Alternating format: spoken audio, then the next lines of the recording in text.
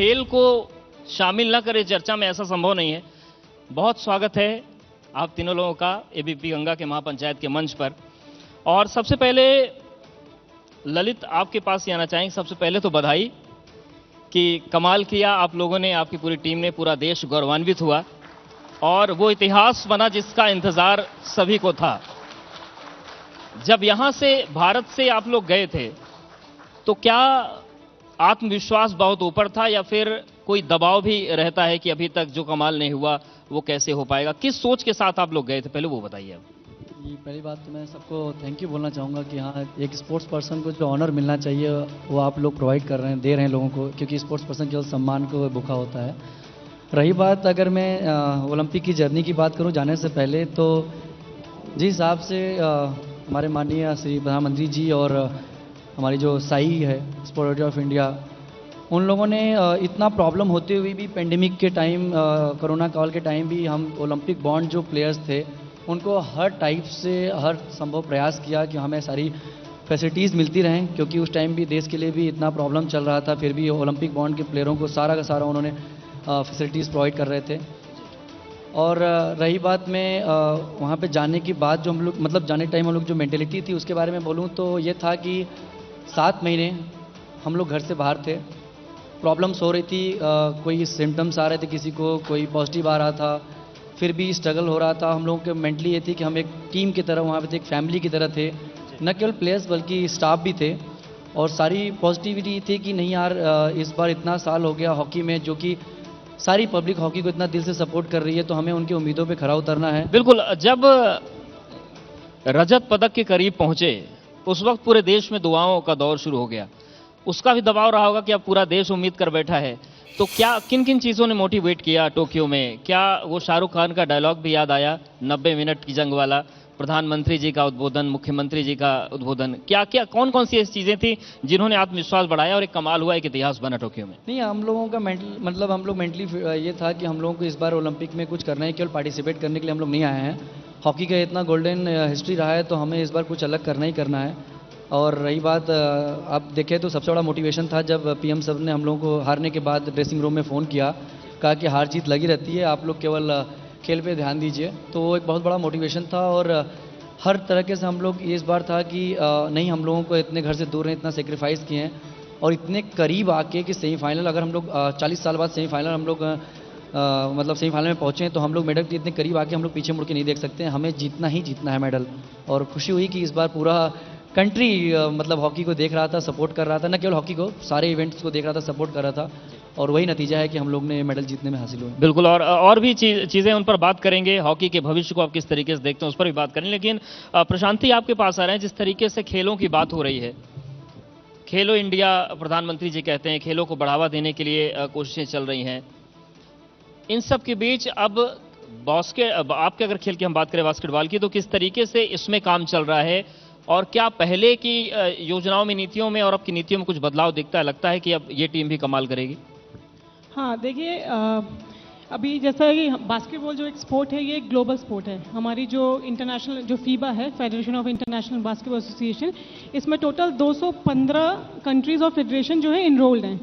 तो यहाँ पे कंपटीशन बहुत ही ग्लोबल है। ये ऐसा नहीं है कि एशिया बेस्ड है या फिर यूरोप है या अमेरिका है। ये पूरा अराउंड द ग्लोब खेला जाता है और कुछ टूर्नामेंट्स तक इसकी वो नहीं है। ये पूरा इट्स लाइक कि इनका जो इस गेम का जो अपना भी अप्रोच है एज अ लीग और ये सब बहुत बड़ा है। Very commercial, global and very popular sport. तो इस स्पोर्ट में mark banana itself is very बहुत बड़ी बात है ये। और बास्केटबॉल में जो इंडिया की बास्केटबॉल है, मैं आपको बता दूं कि ये जैसे विमेन स्पोर्ट है, जैसे साउथ कोरिया का, एशिया के अंदर बात करूँ तो साउथ कोरिया का 100 साल का अपना इतिहास है, 100 साल से ज़्यादा का विमेन स्पोर्ट का विद रिकॉर्डिंग्स। और हमारे तो भी आज़ादी को भी 100 साल नहीं हुए हैं, लेकिन उसके बाद भी हमारी टीम जो national Indian women's team specially बता दूँ कि बहुत अच्छा कर रही है। एंड लगातार टॉप जो सीडिंग रही है 8 साल लगातार वो टॉप 5 में रही है। और 28 साल बाद एशियन गेम्स के लिए क्वालिफाई करने से लेके पहली बार कॉमनवेल्थ में सीट लेना, क्योंकि हमारे यहाँ क्योंकि पूरी दुनिया के 8 लोगों में जगह बनाना बहुत मुश्किल है, 215 में से आना, तो ऐसा करना। और 3-on-3 जो फॉर्मेट है हमारा, जो कि अभी ओलंपिक फॉर्मेट में है, उसमें ये टीम गोल्ड मेडल भी ले चुकी है। तो women team is doing really well. Prashanti, जिस तरीके से बातचीत हो रही है खेलों को लेकर, दिव्या माफ़ कीजिएगा, तो इसमें क्या, जैसा कि प्रशांति कह रही हैं कि टॉप 5 में जब आप आ जाते हैं तो एक बड़ी बात होती है, तो क्या इस चीज़ का भी दबाव रहता है कि अगर रैंक आपकी बढ़ रही है तो लोगों की उम्मीदें भी बढ़ रही हैं, और खेल को लेकर जो जागरूकता देश में बढ़ी है, क्रिकेट के अलावा भी खेलों के प्रति जो रुझान बढ़ा है, ये उत्साह बढ़ाता है या फिर दबाव बढ़ाता है कि अब कुछ करना होगा, लोगों की निगाहें? देखिए, खिलाड़ी खेलता ही जीतने के लिए है, और दूसरी टीमें भी उतना ही प्रयास करके आती हैं जितना एक दूसरी जैसे हम करके जाते हैं। तो अगर हम टॉप सीड में रहते हैं तो ऑफ कोर्स थोड़ा सा प्रेशर तो रहता ही है लोगों का भी, और खुद का भी प्रदर्शन अच्छा करने का प्रेशर रहता है। लेकिन फिर खेल तो यही है, आप जितना भी प्रेशर लेके अच्छा खेल सकें। जैसे अब हॉकी टीम ने सेमीफाइनल हमने देखा इनका, और सब चेयर कर रहे थे, लेकिन हमें पता नहीं क्यों ये उम्मीद थी कि इस बार हमारा कोई ना कोई मेडल आएगा, और चेहरे पे इनके दिख रहा था कि ये किस लेवल पे। मैंने जब अभी साई में, मैं अभी इस समय साई में हूँ, हम लोग वहाँ पे मैच देख रहे थे इन लोगों का, तो जिस लेवल ऑफ कॉन्फिडेंस के साथ ये खेल रहे थे, मतलब मुझे विश्वास नहीं हुआ कि हमारी टीम इतना अच्छा खेल रही है। और सेम कॉन्फिडेंस लेवल हमारा था जब मैं खेला करती थी, जब रिटायरमेंट ली थी तो हम लेवल 1 में आए थे, और उसी कॉन्फिडेंस लेवल से हम भी खेले थे और 6 के 6 मैच जीते थे, जो कि बहुत बड़ी बात थी उस समय। हमने कभी देखा नहीं था, हम जाते थे 8वें 9वें नंबर पे होके आ जाते थे। तो जैसे जैसे आपका एक्सपोजर बढ़ता है, प्रेशर बढ़ता है, प्रेशर झेलने की ताकत भी बढ़ती है, तो खेल यही है, आप आगे ही बढ़ते जाते हैं। बिल्कुल। हालांकि खिलाड़ी जीतने के लिए खेलते हैं, राजनीति इसमें नहीं आनी चाहिए, लेकिन ओलंपिक्स में जब रिजल्ट आने शुरू हुए, प्रधानमंत्री ने संवाद शुरू किया तो राजनीति हुई। बहुत सारे लोगों ने कहा कि जो सुविधाएं हैं वो कम की गई, बजट कम किया गया। असल में स्थिति ज़मीन पर क्या है? पहले से हालात आप लोगों के लिए अच्छे हुए हैं, बुरे हुए हैं, वैसे बने हैं? असल स्थिति क्या है? कितना सपोर्ट मिल पा रहा है? देखिए, मैं तो खुद उस सिस्टम का पार्ट हूँ जो, और कितनी मेहनत करके स्पोर्ट्स अथॉरिटी ऑफ इंडिया ने लॉकडाउन में भी चीज़ें पहुँचाई, सब्जियाँ ले करके उनको कैसे रखना है, कहाँ रखना है, जो वहाँ के रीजनल डायरेक्टर से, वहाँ का स्टाफ था, प्लेयर्स कितनी हिम्मत करके बाहर आके उन्होंने प्रैक्टिस शुरू करी, और हमारा स्टाफ ने उनको पूरी सपोर्ट करा। तो बहुत एक चैलेंजिंग सिचुएशन थी कोविड की, और हमारी प्रैक्टिस, आप जैसे अभी इन्होंने बताया कि इनको सब कुछ प्रोवाइड हुआ, तो ये सच बात है। और जहाँ तक पॉलिटिक्स की बात है, अगर प्रधानमंत्री प्लेयर से बात करते हैं तो वो प्लेयर्स को कितना मोटिवेट करता है, वो आप प्लेयर से पूछेंगे तो आपको पता चलेगा। अंजू बाबू जॉर्ज ने भी बोला कि ऐसा उनके साथ कभी पहले नहीं हुआ था, और हम भी खेलते रहे, ऐसा पहले कभी नहीं हुआ था।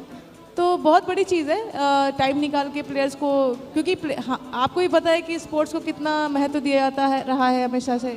वो तो अब थोड़ा सा जागरूकता आ गई है, तो पॉलिटिक्स ना करके सबको आई थिंक सपोर्ट करना चाहिए, और सबको एनकरेज करना चाहिए प्लेयर्स को। सपोर्ट की ज़रूरत है। ललित, ये भी आपसे जानना चाहेंगे कि प्रधानमंत्री की बातचीत पर बड़ी निगाहें रही लोगों की, तो क्या बातचीत हुई आप लोगों की प्रधानमंत्री से? जब एक खुशखबरी आ गई टोक्यो से, तो आपकी भी बात हुई? क्या प्रधानमंत्री ने कहा, पूरी टीम को क्या संदेश दिया उन्होंने? एक्चुअली जैसे आपने भी देखा होगा कि प्रधानमंत्री सर के बात पे काफ़ी लोग फोकस किए, मतलब काफ़ी लोगों ने से इसको वायरल हुआ। पहली बार ऐसा हुआ था कि किसी देश के पीएम सर ने डायरेक्टली लोगों को ड्रेसिंग रूम में फ़ोन करके प्लेयरों का उत्साहवर्धन किया हो, स्पेशली उस वक्त जब टीम हार गई थी, तो लड़कियों को भी किया उन्होंने। तो वो सब चीज़ों का काफ़ी प्रभाव पड़ता है।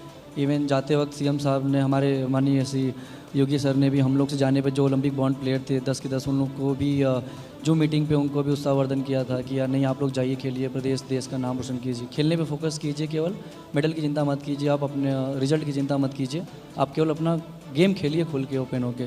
तो ये सब चीज़ों से क्या होता है, जो चीज़ें नई होती हैं तो जाहिर से जब चीज़ें नई होने लगती हैं तो एक अलग सा मतलब कि मोटिवेशन आता है, एक अलग से कॉन्फिडेंस मिलता है, पॉजिटिव वाइब्स आती है। तो जब सब लोग स्टेप अप कर रहे हैं, सब लोग आप लोगों को सपोर्ट कर रहे हैं, तो आपका भी फ़र्ज़ बनता है कि उनकी उम्मीदों पे खरा उतरें। बिल्कुल। एक चीज़ और लोग समझना चाहते हैं कि उन टीमों को आपने पछाड़ा जिनका प्रदर्शन बहुत अच्छा रहा है, तो इस बार ऐसा क्या बदला टीम इंडिया ने कि ये कमाल हुआ? क्या उसके पीछे क्या राज रहा? किन चीज़ों में कमज़ोरी थी, किन क्षेत्रों में, जो इस बार टीम इंडिया ने उसको पूरा कर लिया? देखिए, अगर आप पहले की भी हॉकी देखते रहे तो हो रहा था सब कुछ। मतलब हम लोग 2017-18 से हम लोग ने टॉप टीमों को हराना स्टार्ट कर दिया था, और वो चीज़ें तब तक क्लिक नहीं दिखती हैं लोगों को तब तक कि आप किसी मेजर टूर्नामेंट में मतलब मेडल न लें। तो पहले भी होती आ रही थी, लेकिन वो टेस्ट मैचेस होते थे या तो भी प्रो लीग्स हो रही थी जिसमें कि केवल 2-2 मैच हो रहे थे हम लोगों के, उन पे भी हम लोग बीट करते आ रहे थे। तो उस टाइम से ही स्लोली लोगों के एक्सपेक्टेशन हॉकी से बढ़ गए थे, वो सब काफ़ी आर्टिकल्स भी आने लगे थे। पहले हॉकी टीम केवल अपने अटैकिंग के लिए जानी जाती थी, अभी डिफेंस के लिए भी जानी जाती है। और लास्ट में जो पहले बातें चलती थी कि लास्ट मोमेंट में हम गोल कंसीड कर लेते हैं, अब ये बातें चलने लगी कि हम लास्ट मिनट में गोल मार के जीत भी सकते हैं। तो उस सब चीज़ों के लिए काफ़ी लंबी जर्नी रही है, जिससे कि हम लोगों ने उसको इम्प्रूव किया है कि हमें एक कंप्लीट टीम बनना है, जिसकी कोशिश किए जा रही है और आगे और अच्छा होता रहेगा और मेडल्स आते रहेंगे इसी तरह। बिल्कुल कि नज़र और नज़रिया दोनों बदल रहा है। हाँ, और उसके साथ साथ और अपने आप को इम्प्रूव करना है कि अभी तो इंडिया का सबसे टॉप रैंकिंग में आइए, हम टॉप 3 में आ गए हैं। क्योंकि अगर देखा जाए तो 12th जब हम 2012 ओलंपिक खेले तो 12 थे, उसके बाद स्लोली रैंकिंग डाउन होते होते अभी इंडिया की सबसे टॉप रैंकिंग चल रही है, तो जो कि अभी टॉप 3 में है। तो ये बहुत ही अच्छी बात है और उम्मीद करेंगे कि इस रैंकिंग को और कम करें और आने वाले जो टूर्नामेंट्स हैं उसमें मेडल लाएँ और ओलंपिक में मेडल का कलर चेंज करें। बिल्कुल। अब प्रशांत जी, जिस तरीके से खिलाड़ियों को प्रोत्साहित सरकार कर रही है, खिलाड़ी अच्छा कर रहे हैं, जिस तरीके से गोल्ड आया, हॉकी टीम ने कमाल किया और इकाना स्टेडियम में जो भव्य समारोह देखा गया लखनऊ में, ये नहीं देखा गया कि कौन किस राज्य का खिलाड़ी है, सबको सम्मानित किया गया जो भी ओलंपियंस। तो क्या लगता है कि वो धारणा बदलने जा रही है कि खेल का मतलब केवल क्रिकेट नहीं है, सारे खेल हैं और सबको अच्छा सपोर्ट मिलेगा सरकार की तरफ से? देखिए बिल्कुल, जब एक बड़ा माइलस्टोन अचीव करती है टीम या फिर कोई इंसान इंडिविजुअली भी, तो उस पर लोगों की नज़र पड़ती है और उसको टाइम पे अच्छे तरीके से रिकग्नाइज़ करने से लोगों का और अट्रैक्शन बढ़ता है उसके खेलों के प्रति। तो जैसा ये भव्य स्वागत हो रहा है, ये सिर्फ ये पर्टिकुलर ये ओलंपिक या एशियन गेम्स, कॉमनवेल्थ तक ही सीमित नहीं रहना चाहिए। एथलीट हर दिन मेहनत करता है, अगर उसको किसी भी तरह की प्रॉब्लम है ये है तो आगे बढ़ के लोगों को सॉर्ट आउट करना चाहिए और उसमें इनिशिएटिव लेना चाहिए। जब जीत जाते हैं सभी पूछ रहे हैं, लेकिन ये चीज़ें हमेशा कंटिन्यू रहें तो ज़्यादा अच्छा है। ऐसा नहीं है कि ये 2 दिन में खिलाड़ी बनते हैं या फिर ये सालों साल की मेहनत है, मतलब ये सालों की तपस्या है और सिर्फ एक इंसान की नहीं होती, उसके पूरे परिवार की ही होती है। हमारा जो फील्ड है स्पोर्ट्स का, ये बहुत अनसर्टेनिटी भरा है, हो सकता है जीतें, हो सकता है उतने इक्वली गुड इंजर्ड हो जाए, नहीं खेल पाएँ कुछ। तो ये जो भव्य आयोजन हो रहा है, ये जो कल्चर डेवलप हो रहा है कि ये सम्मान देने का, तो ये सुविधा और सम्मान की बात हो रही है, ये बहुत अच्छी चीज़ है और इसको हमें फॉरवर्ड ही लेके जाना है। ये टाइम बाउंड नहीं होना चाहिए, ये परमानेंट प्रैक्टिस होनी चाहिए हमारी। बिल्कुल। क्या दिव्या, ये खिलाड़ियों का दर्द भी है कि जो जीता, जो बड़े गेम्स में गया, उसका सम्मान तो हो रहा है, लेकिन जो संघर्ष कर रहे हैं, हो सकता है कि सभी को मेडल न मिले, पर उनकी क्या उपेक्षा भी हो रही है, बहुत ज़्यादा ध्यान नहीं दिया जा पा रहा है, ये एक स्थिति है? देखिए, मैं ऐसा तो नहीं कहूँगी। देखिए, हर एक खिलाड़ी जब जैसे मैं अपनी बात बताऊँ और मेरी सिस्टर की बात बताऊँ, हम लोग जब खेलना शुरू किया था हमें नहीं पता था हम क्यों खेलते हैं या फिर हमें कुछ अचीव करना है। हमने जब खेलना शुरू किया, हमें हमसाई के ग्राउंड पे खेलते थे, कोच था, एक अच्छा कोच मिला, हमें रास्ता मिलता गया, हम आगे बढ़ते गए। तो मुझे लगता है जो प्लेयर्स होते हैं उनको कभी भी निराश नहीं होना चाहिए। हाँ, कभी कभी प्रॉब्लम्स हो सकती हैं, लेकिन खेल का तो नाम ही है हिम्मत रखना। तो जो लोगों को रिकग्निशन मिल रही है और जिनको नहीं भी मिल रही है, तो हम रिकग्निशन सिर्फ नहीं होता, आप मेहनत करते जाइए। जैसे कि गीता में लिखा है, कर्म कर फल की इच्छा मत कर वाला, मतलब मेरे ख्याल से खिलाड़ियों को तो स्पेशली ये चीज़ करनी चाहिए, क्योंकि आप जितनी मेहनत करते हैं उतना फल आपको ज़रूर और ज़रूर मिलता है। मतलब मैं अपनी लाइफ से वो एग्जांपल देख के बोल रही हूँ। और जहाँ तक दूसरों की बात है, नो डाउट प्रशासन है, जैसे यूपी का प्रशासन है, यूपी में थोड़ा और ज़रूरत है कि हम यूपी स्टेट जो अपने लोगों को, अपने खिलाड़ियों का ध्यान रखे, स्टेडियम्स में और ज़्यादा कुछ कोचेज़ हायर करे, अच्छे स्टेडियम्स को थोड़ा और मॉडिफाई करे, बच्चों को और सुविधाएं दे। तो अगर यूपी करने लगेगा, हमारे पास बहुत टैलेंट है, हमारा ये पूर्वांचल का एरिया बहुत टैलेंटेड है, इवन वेस्टर्न यूपी बहुत ज़्यादा टैलेंटेड लोगों से भरा हुआ है। तो यूपी अगर ध्यान देने लगेगा तो मेरे ख्याल से ललित जैसे कम से कम नहीं तो 10-12 प्लेयर्स तो हर बार हमारा नाम ऊंचा करेंगे ओलंपिक्स में। बिल्कुल। ललित जी, अगर हम बात करें हॉकी की, तो जिस दिन मैच था मेडल के लिए, पूरे देश में जश्न मनाया जा रहा है, तो हर जगह एक ही गाना बज रहा था, जग दे इंडिया। आप लोगों ने भी मेडल जीतने के बाद जश्न मनाया होगा, तो कोई गाना बजा वहाँ पर, यही बजा है कुछ और बजा? कैसे जश्न कैसे हुआ उस मेडल का? जश्न की पहली बात तो मेडल 40 साल बाद आया है और सबसे बड़ी बात तो ये है कि मैं तो ये भी बोल सकता हूँ गर्व के साथ कि यूपी में भी 40 साल बाद मेडल आया कोई ओलंपिक का, और ये सौभाग्य हम मुझे मिला है और हमारी टीम को मिला है। तो जश्न के लिए ज़रूरी नहीं है कि सॉन्ग बजाया जाए, हाँ बस ये है कि एक जो गूज़बम आता है वो प्लेयर समझ सकते हैं, और उस टाइम जश्न मनाने के लिए केवल आंखों में आंसू थे, खुशी के आंसू थे, यही पल था। क्योंकि उसमें केवल खेले हम लोग थे, मेहनत हम लोगों का था, लेकिन उसमें दुआएं आशीर्वाद सबका था। और मैं तो सबसे यही बोलता हूँ कि वो आप लोग के दुआओं और आशीर्वाद से ही संभव हुआ है। मेहनत तो हम सारे स्पोर्ट्स पर्सन करते हैं, और एग्जाम्पल के लिए जैसे दीदी ने भी बताया कि यहाँ पे जितने भी स्पोर्ट्स पर्सन पूर्वांचल के यहाँ पे स्पेशली जितना सपोर्ट मिलेगा, आज हम लोग इस चेयर पे बैठे हैं, हम लोगों को ठीक है इंस्पायर करेंगे। हम लोग यही चाहेंगे कि हम लोग ना भी बैठे तो और एग्जाम्पल आता रहे, स्पेशली पूर्वांचल यूपी से, क्योंकि हम लोग एक ठीक है हम लोग एक एग्जाम्पल सेट किए हैं कि हाँ भैया आप मेहनत करेंगे तो और ऊपर आएंगे। लेकिन हमें तो मेन ये है कि हमारी पहचान हमारे गेम से है, और ज़्यादा से ज़्यादा प्लेयर आते रहें जिससे हमारे देश प्रदेश सबका नाम हो और गेम ऊपर जाए। तो यही है, और खुशी की तो बात मत कीजिए, वो हम लोग सेलिब्रेट किए हैं, पूरा देश सेलिब्रेट किया है, तो ये मेडल हमारा नहीं पूरे देश का है। बिल्कुल, लेकिन ये अगर मकाम आया है तो ये समझना भी ज़रूरी है कि जो संघर्षों से टकराव था और उससे लेकर टोक्यो तक का जो सफ़र रहा, आपने ऐसा क्या क्या झेला जो अब नहीं चाहते कि अगली जनरेशन झेले, जो अगले खिलाड़ी हैं वो ना झेले हो? टाइम कम पड़ जाएगा संघर्ष बताने फिर के भी लिए। कुछ बताइए जो ज़्यादा दर्दनाक रहा हो। बस मैं तो बता सकता हूँ कि संघर्ष उन्होंने लड़की होकर इतना झेला है कि आज वो पद्मश्री हैं हमारे सामने, और ये टीचर मतलब आप साई में स्पोर्ट्स में आके स्पोर्ट्स को खेलों को बढ़ावा दे रही हैं। रही बात अगर ओलंपिक में मेडल लाने का संघर्ष देखा जाए तो हर एक आम लड़का यहाँ से बनारस से उठ के कंट्री को रिप्रेजेंट करके और इतिहास रच रहा हो, तो ये संघर्ष केवल शब्दों में और माइक पे लेके नहीं बताया जा सकता, इसके लिए तो बुक लिखनी चाहिए। तो वो बात अलग है, लेकिन गर्व है, महादेव का आशीर्वाद है। और सबसे बड़ी संघर्ष यही थी कि मेरे ही नहीं, हर पूर्वांचल के और हर स्टेट हर स्पोर्ट्स पर्सन की प्रॉब्लम होती है कि फाइनेंशियल प्रॉब्लम होती है, उसमें बहुत प्रॉब्लम होती है लोगों को। स्पोर्ट्स किट आज स्पोर्ट्स इक्विपमेंट बहुत महंगे होते हैं, सबको पता है, किसी तरह मैनेज हुआ, कोई बड़े घर से भी नहीं थे।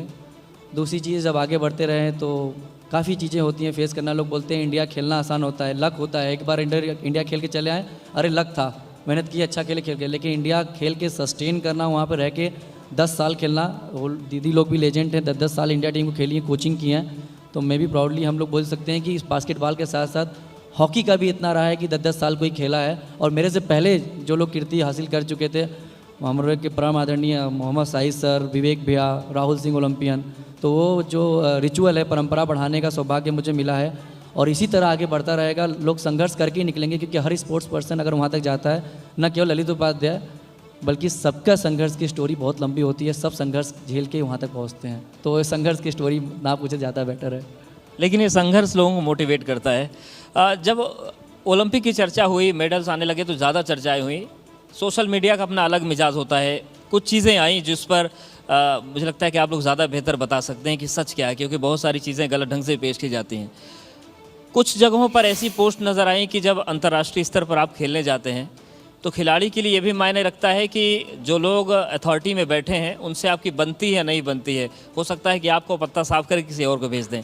दूसरा मसला ये आया कि बहुत सारे खिलाड़ी ऐसे गए थे जिनको बिना कोच और बेहतर इक्विपमेंट्स के भेज दिया। ऐसा होता है क्या? ये बड़ा गंभीर सवाल है और चीज़ें आई थी इसलिए मैं पूछ रहा हूं। देखिए, जो ये आप बोल रहे हैं कि जैसे ये जो सुनने में आता है पॉलिटिक्स, और ये कि जो सेटिस्फेक्शन नहीं होता है, कभी कभार ऐसा होता है कि दोनों साइड से म्यूचुअल नहीं सेटिस्फेक्शन नहीं हो रहा है कि हाँ प्लेयर्स को लग रहा है कि प्लेयर इज़ राइट, अथॉरिटी को लग रहा है अथॉरिटी इज़ राइट, ये सब होता है। लेकिन जब आप ऐसी बड़ी गेम में जाते हैं ना, Olympic, Commonwealth games, Asian games, ये क्वालिफायर बेस्ड है। ये ऐसे कोई नहीं जाके जा सकता है कि चला जाएगा। उसमें क्या होता है कि आपको क्वालिफाई करना पड़ता है, मतलब you have to earn that seat. तो ये बहुत मतलब बड़ा स्टेज है। तो इन सब जगहों पे नहीं था, छोटे लेवल पे होती है जिसमें चीज़ें मार्क नहीं हो पाती, वहाँ पे हो जाती, कभी कभी चीज़ें ऐसी सिचुएशन आती हैं, ऐसी चीज़ें होती हैं। और मोस्टली जो अच्छे खिलाड़ी होते हैं और मजबूत होते हैं इरादों से, वो एक दो मुश्किलों से रुकते नहीं हैं कि अगर ऐसी कोई सिचुएशन आ भी गई कि हाँ अनफेयर हो गया कुछ, तो उसको ओवरकम करके वो आगे स्ट्रगल करके निकल ही जाते हैं। मतलब सरकार उस पर ध्यान देने की ज़रूरत है कि अगर 50% भी कहीं ऐसा हो रहा है तो ये भी रोकने की ज़रूरत है। आपको लगता है कि ऐसा कहीं एग्जिस्ट करता है? देखिए, सोशल मीडिया के आने से अब चीज़ें दबती नहीं है, क्योंकि चीज़ें ना मतलब आ ही जाती हैं सामने, और सबको एक मौका है अपनी बात को कहने का, सुनने का। तो पहले से तो स्थिति में सुधार है, क्योंकि पहले तो इट्स लाइक जंगल में मोर नाचा किसने देखा, लेकिन अभी ऐसी स्थिति नहीं है, अभी इट इज़ बेटर। और क्या है कि जैसे स्पोर्ट्स अथॉरिटी ऑफ इंडिया के भी अंदर बहुत सारी चीज़ें बन गई, जैसे खेलो इंडिया है छोटे बच्चों के लिए, टॉप्स है एलीट एथलीट्स के लिए, डिफरेंट सेक्शन है, they can take care of this और चीज़ें हैं। और ये सब स्ट्रगल और ये सब चीज़ें चलती रहेंगी। द मेन फोकस जो है हमेशा बड़ा एम रखना चाहिए और बड़ा गोल रखना चाहिए, उसी को परस्यू करना चाहिए, क्योंकि जो छोटी चीज़ें फंसता है वो छोटा ही रह जाता है। तो क्या हम उस स्थिति की तरफ आ गए हैं कि क्रिकेट के बाद बहुत सारे खेलों में हम दुनिया पर राज करने जा रहे हैं? वो स्थिति बन गई है कि मोर खुलकर नाचेगा भी और दुनिया देखेगी भी। बिल्कुल, मुझे तो शुरू से कभी कोई शक ही नहीं था। मैंने अभी थोड़ी देर पहले हम लोग जब बात कर रहे थे, मैंने बोला था कि लोग कहा करते थे, जब मैं फिजिकल एजुकेशन BHU से पढ़ी हूँ तो वहाँ पे बोलते थे कि हम कभी भी स्ट्रेंथ वाले गेम में आगे नहीं बढ़ सकते। मतलब हम अगर कभी कुछ मेडल भी लाना शुरू करेंगे तो शायद एथलेटिक्स में लाएंगे और किसमें, स्ट्रेंथ वाले में तो हमारी तो जीन्स ही ऐसी नहीं है। लेकिन आप देखिए वेट लिफ्टिंग में पदक लाना शुरू किया, रेसलिंग में पदक लाना शुरू किया, उसके बाद बॉक्सिंग में पदक, जितने भी सब कुछ जो बोला जाता था सबको डिफाई कर दिया। और उसमें से कुछ प्लेयर्स तो ऐसे हैं जो नॉनवेज भी नहीं खाते।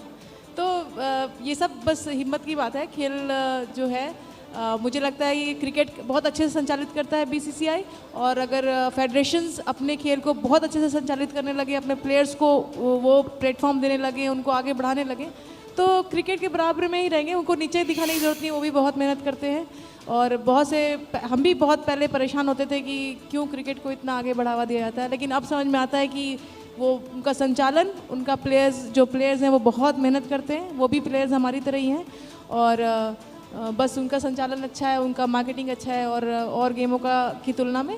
और मुझे लगता है कि ये चीज़ और लोगों को सीखनी चाहिए, और हम आगे हैं और आगे बढ़ रहे हैं। और ये ओलंपिक इसका गवाह है कि हम सबसे अच्छा प्रदर्शन आज तक के ओलंपिक का करा है, तो आगे भी होगा। और ये भी अच्छी बात है कि पूरा देश चाहता है कि अब बहुत सारे खेल आगे बढ़ें, दुआएं लोगों की हैं। आपसे एक चीज़ जानना चाहता, जैसा कि दिव्या जी ने कहा कि संचालन एक बड़ी चीज़ होती है, कि तो क्या ये चीज़ है, ये मांग है वक्त की कि जितना अच्छा BCCI संचालन करता है उतना ही अच्छा संचालन और गेम से जुड़े जो फेडरेशंस हैं, जो अथॉरिटीज़ है, वो भी करें तो स्थिति और अच्छी सुधरेगी? इस चीज़ की ज़रूरत है क्या, या पर्याप्त है? सबसे पहले तो मैं ये बोलूँगा कि संचालन बाद में आता है, लोगों का इंटरेस्ट पहले आता है। हमें पहली बात तो जब हम स्पोर्ट्स बोलते हैं ना, तो हमें एक पार्टिकुलर इवेंट को हाईलाइट नहीं करना चाहिए। आप तभी किसी गेम के बारे में मतलब कंपेयर कर सकते हैं जब आप सब में इंटरेस्ट दिखाते हैं। लोग बोलते हैं कि क्रिकेट, उसमें मैं नहीं बोलता लोगों की गलती है। आपको अगर मेडल और भी गेम्स में चाहिए, और भी आपको अच्छे प्लेयर्स चाहिए, तो आपको केवल स्पोर्ट्स के नाम पे एक गेम को प्रमोट नहीं करना चाहिए। आप अपने जब भी आपको होता है तो अपने बच्चों को भी आप बोल सकते हैं कि हाँ भैया, अगर तेरा मन क्रिकेट में नहीं कर रहा है तो तू हॉकी खेल ले, बास्केटबॉल खेल ले, जेवलिंग कर ले, तू एथलीट में चला जा। हमें अपने बच्चों के लिए मतलब और भी रास्ते ओपन करना पड़ता है, तो उसके लिए हमारे पेरेंट्स की भी ये जिम्मेदारी बनती है कि हमें केवल एक ही गेम पे फोकस नहीं करना, हमारे बेटे को अपने और ऑप्शंस देने हैं, जिससे कि हम उनको और ज़्यादा एक्सपोजल दे सकें। दूसरी चीज़ संचालन की बात आती है, तो संचालन जो हो रहा है इसका रिजल्ट खुद आपके सामने आया है कि ओलंपिक्स में अब तक का सबसे बड़ा मतलब सबसे बड़ा अचीवमेंट आया है। 40 बाद लड़कियां इतना अच्छा सेमीफाइनल पहुंची हैं, फर्स्ट टाइम ओलंपिक में मेडल आ रहा है। तो संचालन BCCI देखिए सबको पता है कि प्राइवेट है, सब कुछ अच्छा कर रही है, हमारे यहाँ भी अच्छा हो रहा है, लेकिन हम किसी पे बर्डन नहीं डाल सकते कि नहीं आप और अच्छा कीजिए।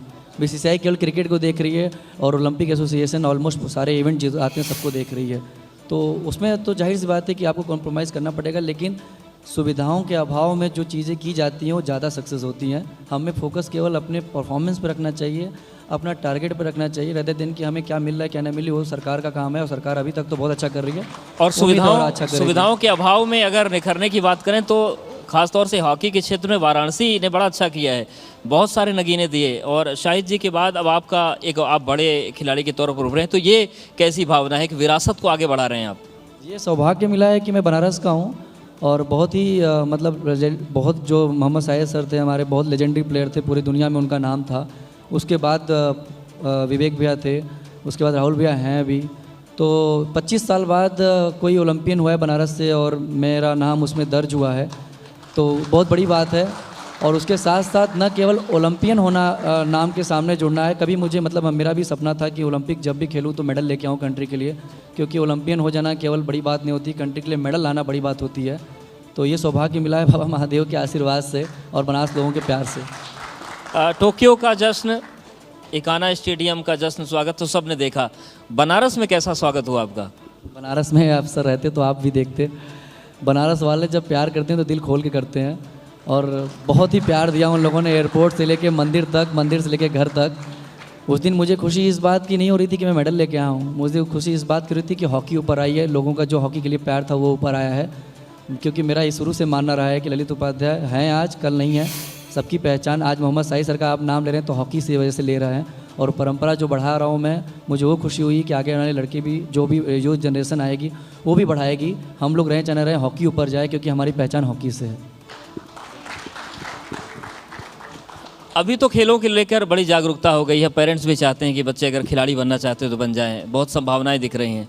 लेकिन आप लोगों ने जिस दौर में खेलना शुरू किया, उस दौर में बड़ी पक्की कहावत थी कि खेलोगे कूदोगे तो होगे खराब, और पढ़ोगे लिखोगे तो बनोगे नवाब। तो कैसे खेल में आ कैसे पाए? दिक्कत नहीं हुई आने में? देखिए, दिक्कत उस टाइम की जो थी, आज जो लोग फेस कर रहे हैं दिक्कत, और स्पेशली लड़कियों की बात कर रहे हैं तो बहुत ज़्यादा है। क्योंकि देखिए, एक सबसे पहले बात तो जो स्पोर्ट्स का एक बेसिक नेचर है ना, बहुत अनसर्टेन है। मतलब जैसे कि आप ये नहीं बोल सकते हैं कि हाँ ये आपको मिलेगा ही मिलेगा या फिर कुछ होगा, क्योंकि अनसर्टेनिटी है।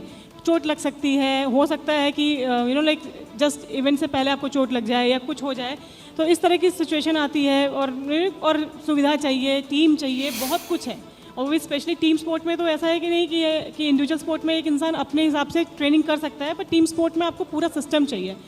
तो एक वो सब है। और जो स्ट्रगल जो शुरू का था वो तो था ही, क्योंकि एक सोशल स्ट्रक्चर है, और जब तक आपके पास कोई रोल मॉडल नहीं होता है तो ये बड़ी परेशानी वाली बात होती ही है कि आप किस हिसाब से अपने घर में आर्ग्यूमेंट करिए कि आपको खेलने दिया जाए। मतलब ठीक है। और जैसे कि जो बहुत पूर्वांचल के स्पेशली मैं बात करूँ, अपना जो रीजन है यहाँ पे, जो एक ब्रॉड माइंडेड फैमिली जो बैकग्राउंड रखते हैं, जो अपने बच्चों को, यानी लड़के लड़के में भेद नहीं करते, सोचते हैं, तो वो भी क्या सोचते हैं कि पढ़ लिख करके डॉक्टर इंजीनियर बन जाओ, और या सिविल सर्विसेज की तैयारी कर लो, कुछ ऐसा कर लो। स्पोर्ट्स, कल्चर, डांस, ये म्यूज़िक, ये जो पैशन इमोशन की चीज़ें हैं, इसको बहुत ज़्यादा इंपॉर्टेंस नहीं दी जाती है, क्योंकि इसमें फ्यूचर नहीं दिखता, रोल मॉडल्स इतने नहीं थे। तो उस समय का एक स्ट्रगल अलग था। तो हम लोग बहुत किस्मत वाले अब यानी कि एक बेहतर और सकारात्मक माहौल बन रहा है। आपके नाम से मिलता जुलता एक सवाल मेरे मन में आ रहा है, जैसे पद्म पुरस्कारों को देने का तरीका बहुत बदला है। ऐसे ऐसे लोगों को पद्म पुरस्कार मिल रहा है जिनको शायद कोई जानता नहीं, लेकिन कंट्रीब्यूशन बहुत बड़ा है। तो क्या खेल प्रतिभाओं को ढूंढने की ज़रूरत है? जैसे 2 साल पहले मध्य प्रदेश में एक मामला सामने आया, एक ग्रामीण था, एक गाँव का लड़का था, उसके दौड़ का वीडियो वायरल हुआ, उसेन बोल्ट से भी ज़्यादा तेज़ दौड़ा था। फिर तत्कालीन मंत्री जीतू पटवारी ने उसको एडमिशन दिलाया, ट्रेनिंग की व्यवस्था की। आप गंगा के किनारे बसे शहरों की बात कर लीजिए, जिस उफनती गंगा और धारा में बच्चे नदी पार, गंगा पार कर जाते हैं, पुलों से कूद जाते हैं, हालांकि खतरनाक है। तो क्या ऐसे लोगों को पहचान की ट्रेनिंग दी जाए तो कुछ और बेहतर हो सकता है क्या? देखिए, मैं कोच हूँ खुद भी। जो खिलाड़ी की पहचान होती है, जैसे अभी हम मान लीजिए किसी को देखते हैं रोड पे भागते हुए, बहुत तेज भागता है, लेकिन एक टेक्निक्स जो हम स्पोर्ट्स में यूज़ करते हैं, आप जिसकी बात कर रहे हैं, मैंने भी उनके बारे में सुना था, लेकिन उनकी सिलेक्शन नहीं हो पाई, बिकॉज वो उस लेवल पे नहीं जा सकते थे जिस पे जो उम्मीद थी उनसे। तो बिल्कुल छोटे बच्चे जो हैं, अगर 8-10 साल के बच्चे, उन पे अगर ध्यान दिया जाए तो हो सकता है। लेकिन अगर हम ये सोचें कि एक्स्ट्रा ऑर्डिनरी कोई दौड़ रहा है और उसकी टेक्निक्स अच्छी नहीं है, उसको टेक्निक ठीक करने में बहुत टाइम लगता है। आप पूछिए एक स्किल्स को ठीक करने में 2-2, 3-3 साल लग जाते हैं। तो उस हिसाब से थोड़ा कोचिंग डिफरेंट हो जाती है टैलेंट से। इसलिए बचपन से ही अगर हम रॉ टैलेंट देखें, उनको नर्चर करें तो हो जाएगा। अगर प्रतिभाओं को ऐसे पहचाना जाए तो बेहतर परिणाम मिल सकते हैं। बिल्कुल सर, जितना प्रतिभाएं आएंगी कंट्री के लिए अच्छा रहेगा। उनको एक्सपोजल देने के लिए गवर्नमेंट से मैं खुद रिक्वेस्ट करूंगा कि और अच्छा से अच्छा प्लेटफॉर्म उनको दें, क्योंकि हमेशा जब भी कोई न्यू टैलेंट, यंग टैलेंट आता है तो उसके अंदर एनर्जेटिक होते हैं सब लोग, और उनके अंदर जो एक मतलब हम बोल सकते हैं कितना ज़्यादा एनर्जेटिक होते हैं, इतना ज़्यादा फोकस होते हैं। उनको एक मिट्टी के जैसे होता है ना चीज़ें, बर्तन को उसको आकार दी जाती है, तो वो शेप देने की ज़रूरत होती है, और उसके लिए गवर्नमेंट करे और अच्छा। बिल्कुल। और एक आखिरी सवाल आपसे कि आपने तो वो मकाम हासिल कर लिया जो सपना था आपका, बनारस का, देश का। अब अगली पीढ़ी जो है, जो बच्चे हॉकी पकड़ रहे हैं, जो खेलना चाहते हैं, उनके लिए भी कुछ करने का प्लान है कि ये विरासत बढ़ती रहे बनारस में? हाँ बिल्कुल। और मेरा मतलब उनके लिए मैं बस अगर बोलने के लिए कुछ बोलेंगे तो मैं बस ये बोलूँगा कि आप कभी ये मत सोचिए कि आपके पास क्या नहीं है, आप हमेशा बस ये सोचिए कि आप क्या पा सकते हैं। आपकी ये जो जर्नी होती है उसी के बीच में आपका स्ट्रगल होता है जो आपको सक्सेस तक लेके जाता है, जो मैंने अभी तक सीखा है। और उनको मैं यही बोलूँगा कि आप चाहे जो स्पोर्ट्स खेलें, मैं ये नहीं कि हॉकी को प्रमोट कर रहा हूँ, आप चाहे जो स्पोर्ट्स खेलें दिल से खेलें और बस अपने आप को उसके लिए समर्पित करें, ऊपर वाला आपकी हेल्प करेगा।